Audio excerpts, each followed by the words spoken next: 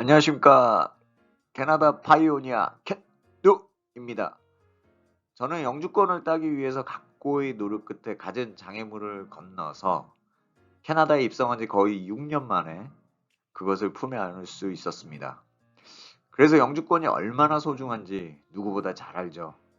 그럼 영주권의 파워가 얼마나 대단한지, 왜 제가 캐나다에 살려면 영주권 취득을 1순위로 해야 한다고, 아니 0순위로 해야 한다고 보는지 알려드리겠습니다.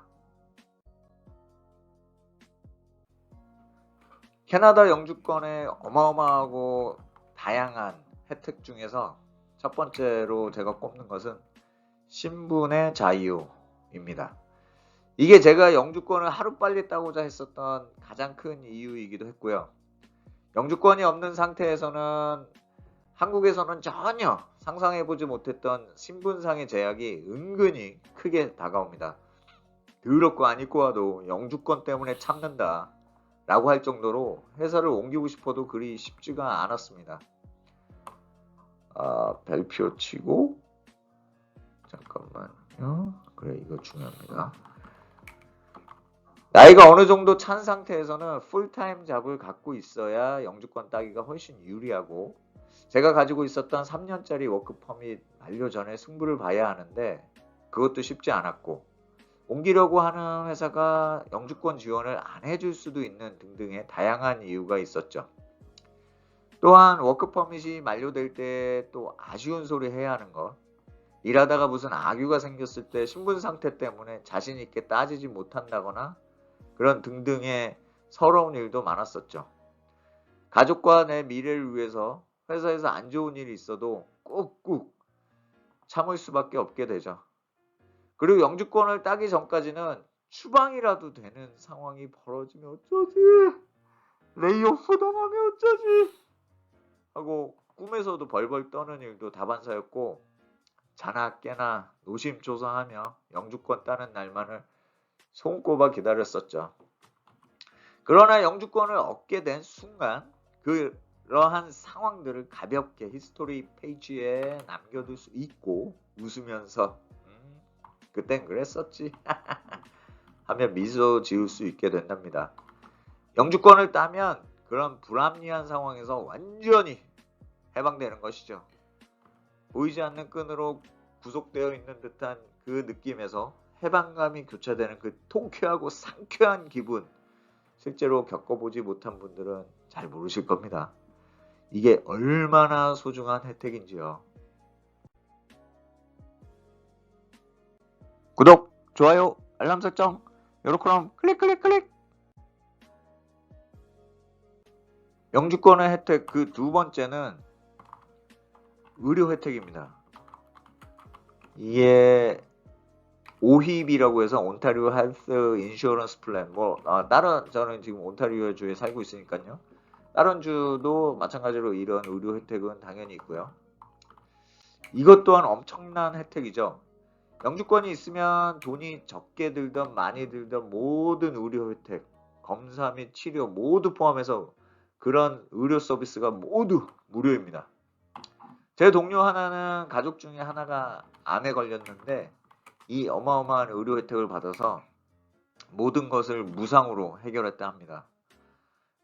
그 친구는 태어나서부터 캐네디언 시리즌십이었기 때문에 당연한 거라고 볼 수 있지만, 그 친구도 그 혜택을 받으니까 캐나다를 더 사랑하게 됐다고 하더라고요. 어찌됐든 영주권을 받으면 동일한 혜택을 받을 수 있는 겁니다. 대한민국의 의료보험도 둘째가라면 서러울 정도의 좋은 혜택이지만 캐나다의 의료는 조금 느리긴 합니다. 느린데 그래도 모두 무료니까 뭐든지 다 무료입니다. 약은 무료는 아닌데 그 한 반값 정도 받을 수 있고요. 근데 이게 무료니까 얼마나 좋습니까? 특히 이제 불치병, 희귀병도 다 무료로 치료가 되는 겁니다. 참고로 이 혜택은 영주권 없어도 풀타임 잡을 갖고 있으면, 당연히 워크퍼밋 있는 분들 얘기하는 거죠. 똑같은 혜택을 받을 수 있고요. 하지만 여기서 치과 치료는 제외라는 거는 참조하시기 바랍니다. 캐나다 영주권의 혜택 중 그 세 번째는 English Education.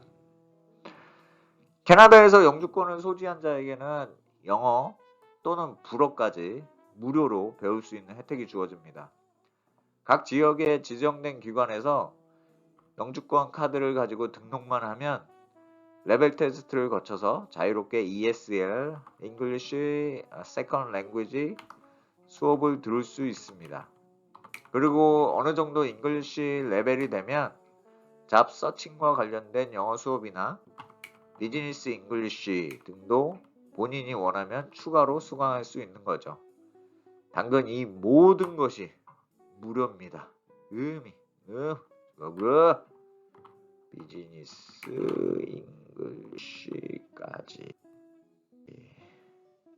영주권의 혜택 중 그 네 번째는 CPP라고 해서 캐나다 펜션 플랜의 약자인데 한국으로 치면 국민연금 같은 것이고요. 캐나다에서 10년 이상 살았고 영주권이 있으면 일을 하지 않았더라도 이 혜택을 누릴 수 있습니다. 이 연금은 65세 이상 되면 나라에서 생활비를 지원해 주는 것이고요. 보통 풀타임 잡을 하게 되면 세금 외에 이 CPP와 EI를 일부씩 떼어가는데 CPP는 노후에 돌려받기 위함이고 EI는 실직되었을 때 받을 수 있는 것이고요. CPP는 그래서 일을 오래 그리고 연봉이 높아서 그만큼 평소에 CPP를 많이 낸 사람들이 노후에 더 많이 받게 된다는 거 참조하시고요. 영주권의 혜택 다섯 번째는 OAS라고 해서 Old Age Security의 약자인데 이것은 쉽게 얘기하면 노령연금이라고 할 수 있습니다. 영주권이 있으면 잡을 가졌던 것과는 무관하게 65세가 되면 받을 수 있는 연금이고요. 기본 요건은 캐나다에서 10년 이상 살았고 신청 당시 영주권이 있으면 이 혜택 또한 누릴 수 있죠. 이 조건이 만족하지 않더라도 캐나다 정부에서 심사해서 오케이 받을 수도 있으니까 영주권이 있었던 분들은 신청하시기 바랍니다. 예를 들면 캐나다에서 10년보다 적게 살았다거나 예전에는 영주권이 있었는데 신청 당시는 영주권이 없다 하더라도 신청을 해보시기 바란다는 얘기죠. 그래서 운이 좋으면 패스가 되고 그러면 쌈짓돈이 주머니에 들어올 수도 있는 것이죠. 캐나다 영주권의 여섯 번째 혜택은 자녀 학비 및 대학 학비입니다. 자녀 학비는 영주권이 없어도 어느 정도 요건만 충족되면 무료이긴 합니다. 저 같은 경우는 제가 비싼 등록금을 내면서 칼리지를 다니는 조건으로 저희 애들 학비가 무료였고 또한 워크퍼밋을 소지한 자의 자녀도 학비가 무료입니다. 참조하시고요. 그러나 영주권이 있으면 부모가 학교를 다니지 않아도 당장 직업이 없어도 당연히 무료이고요. 그럼 대학 학비에 관해서는 영주권자는 인터내셔널 스튜던트에 비해 3분의 1 비용으로 대학을 다닐 수 있습니다. 그 외에 온타리오에서 저소득 영주권자는 대학도 무료로 다닐 수 있고요. 이제 일곱 번째 혜택을 볼까요? 일곱 번째는 차일드 베네핏입니다. 영주권자가 되면 자녀가 있는 가정에 하나요. 자녀의 수에 따라 그리고 소득에 따라 캐나다 정부에서 양육 비용을 일부 제공해 줍니다. 이 혜택은 영주권이 없다 하더라도 자녀와 함께 캐나다에 들어와서 18개월 이상 살게 되면 동일 혜택을 받을 수 있는 자격이 되긴 합니다. 가계에 보탬이 많이 되죠. 이게 얼마나 쏠쏠한지 예를 들어보면 제가 학생 신분일 때는 저희 아이들 덕택에 한 달에 최대 1,000불 정도 받은 적도 있었습니다. 이것을 더 많이 받을 수 있는 합법적인 방법에 대해서는 상단의 링크로 연결되는 동영상을 참조하시기 바랍니다. 여덟 번째 캐나다 영주권의 혜택은 RESP입니다. Registered Education Savings Plan의 약자인데요. 이것은 영주권자와 시민권자에게만 주어지는 혜택으로서 각 자녀당 1년에 최대 500불씩 수혜를 받을 수 있는 고마운 정책이죠. 대신 이것은 조건이 붙습니다. 해당 명칭에서 알 수 있듯이 저축을 해야 하고요. 정부가 지급해주는 보조 금액은 해당 자녀가 17세가 될 때까지만 지급합니다. 이것은 교육적금이라고 보시면 되고 자녀의 비싼 대학 수업료를 어느 정도 감당해주는 정책이죠. 본인이 해당 플랜으로 저축한 금액의 20%를 캐나다 정부에서 보조해 주는 것이고요.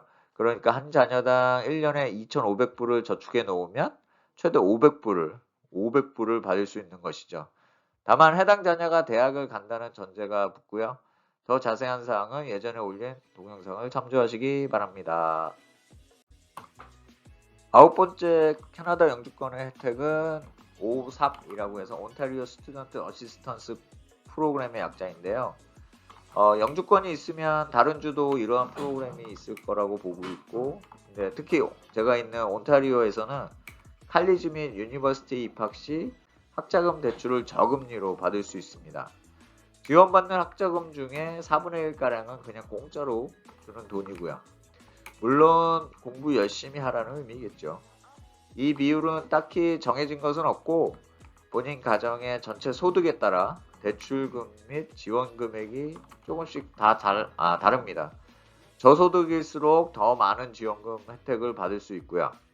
저도 영주권 딴 후에 이 혜택을 신청해서 받았었고 대출금 갚기 시작한 지 1년 정도 지났는데 아직까지는 무이자로 대출을 갚고 있습니다. 이것도 나중에 자세한 내용으로 따로 올리겠습니다. 캐나다 영주권의 10번째 혜택은 멘토링입니다. 이 멘토링 제도는 새로 랜딩한 영주권자에게는 매우 유익한 혜택이 될 수 있을 것 같은데요. 각 지역에 있는 이미그레이션 센터를 찾아가면 낯선 이국 땅에서 하루빨리 적응할 수 있도록 멘토를 연결시켜주는 제도입니다. 그러면 그 멘토를 통해서 캐나다 생활, 캐나다 문화, 캐나다 직업 등등의 다양한 정보를 얻을 수 있고 도움을 받을 수 있죠. 또한 휴먼 네트워크를 형성하는 데도 도움이 많이 되는 좋은 정책이니까 잘 이용하시기 바랍니다. 캐나다 영주권의 그 11번째 혜택입니다. 잡 매칭을 해주는 것인데요. 이것도 참 제가 영주권이 없었을 때 서러웠던 것 중에 하나인데요. 각 지역마다 그리고 대학교마다 잡센터라고 해서 레주메와 카발레러를 리뷰해주고 좋게 고쳐주고 지원자의 구색에 맞는 잡을 연결시켜주는 곳이 있습니다. 그런데 제가 그 혜택을 받기 위해서 제 칼리지를 졸업했을 때 그 학교 부설의 잡센터를 찾아갔는데 제가 영주권자가 아니기 때문에 그 코칭을 해줄 수 없다고 하더라고요. 그것과 연결된 칼리지를 졸업했는데도 말이죠. 참 지역별로 잡센터가 서너 군데 있는데 그중 일부는 영주권자가 아니더라도 서비스를 해주지만 그 퀄리티는 상대적으로 약하다고 할 수 있습니다. 그러나 이제 영주권이 딴 이상 이제는 당당하게 좀 더 고급진 혜택을 받을 수 있을 것 같습니다. 지금 당장은 저 같은 경우는 필요 없지만요. 자, 마지막 12번째입니다. 그 외에 캐네디언 시리즌십을 취득할 수 있는 자격이 주어지는데 이것은 영주권이 있고 지난 5년 중 3년 이상 캐나다에 살았으면 신청할 수 있게 됩니다. 근데 이걸 취득하면 이제 한국 국적을 자동으로 상실하게 되니까 신중하게 고려하시기 바랍니다. 또 하나가 영주권자가 되면 C이라고 하는 번호가 있는데 그 앞자리가 9에서 다른 숫자로 바뀝니다. 이 C는 한국으로 치면 주민등록번호라고 보시면 되고요. 앞자리 숫자는 각 주마다 구별되고 다르다는 거 참조하시고요.